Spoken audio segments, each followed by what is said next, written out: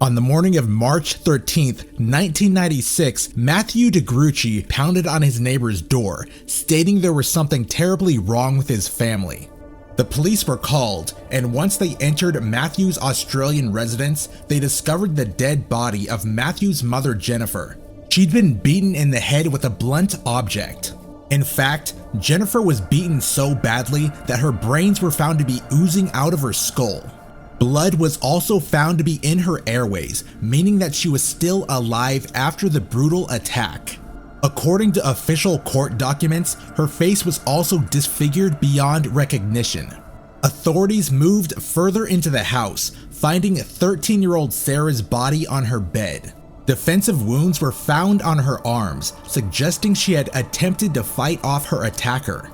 Finally, 15-year-old Adrian had been discovered in the garage, blood splattered on the ceiling and a pile of teeth next to his body.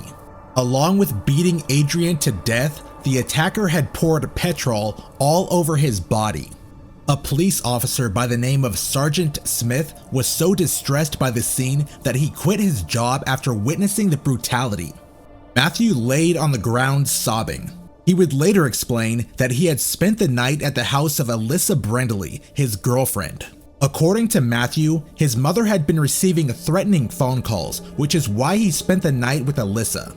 Alyssa would later go on to state that there was nothing unusual about his behavior, nor was there any traces of blood on his clothes or body.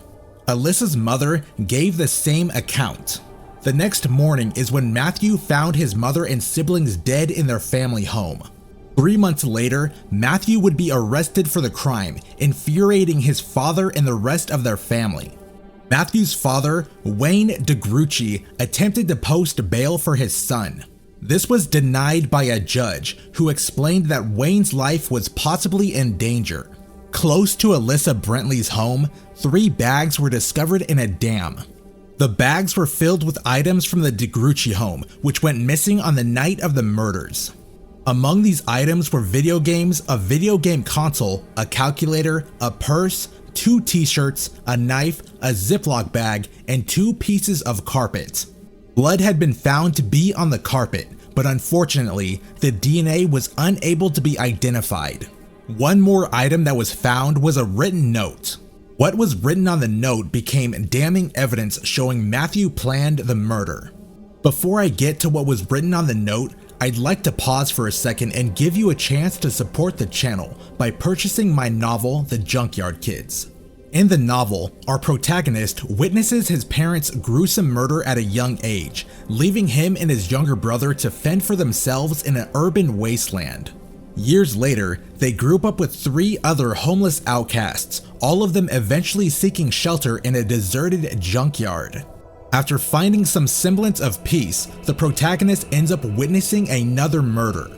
In a twist, he ends up killing the murderer in an act of self-defense. Knowing nobody would believe their story, the group dumps the 2 bodies in a river and soon makes plans to flee the city. Upon making their escape, they discover clues to the identity of the serial killer who killed the main character's parents. After finding this, the protagonist abandons his plans of escape and pursues the crazed serial killer. Unfortunately, the serial killer is well aware of the protagonist and begins a deadly game of cat and mouse. If this book sounds interesting, look out for the thumbnail at the end of this story. It'll bring you to a sample reading of the book narrated by me. Or check out the link in the description of this video. It'll send you to the Amazon page where you can purchase the book. You can buy it in print or download it right now to your phone or tablet. One last thing, if you enjoy the book, consider leaving a positive review on Amazon. Your review may be featured in one of my videos. And with that, let's get back to the story. Once the note found in the dam had been reconstructed, it read, "Open gate, throw bottle down the back, throw things down the hall and roof, knife 1, t-shirts 2, shoes 2, hanky, pole, towel, open blinds to see through, Sarah, mum, Adrian, headbutt bench, have shower, throw hi-fi down back, hit arm with pole, hit leg with pole, cut somewhere with knife." It was also discovered that the handwriting matched Matthew's.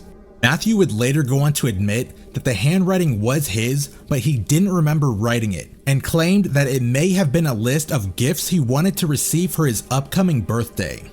During trial, the jury concluded that the person who had killed the Gruchy family had disposed of the items in the dam. Not only this, but it was also concluded that the items had been taken in order to create the perception that the murders were a robbery gone wrong. The forensic pathologist who examined the bodies of the Gruchy family would determine that the attacks were so severe that the injuries received are usually only seen in collisions at high speed in car and airplane crashes. Matthew's aunt, Liz Karhoff, would state about the case, "I actually put my hand over my mouth when I saw Adrian so I would not scream out because his injuries were so horrific. I went back to the house to clean it up so my brother-in-law could move back home. It took 6 hours to clean the blood from Jenny and Sarah's bedrooms. It was one of the most painful days of my life. The murders put a great strain on my family and personal relationships." Matthew Gruchy was found guilty and sentenced to 29 years in prison. With that, I was unable to find any sources stating if Matthew admitted to the crime after his sentence. Some sources state that investigators believe what sparked the murders was an argument between Matthew and his mother regarding the use of the family car.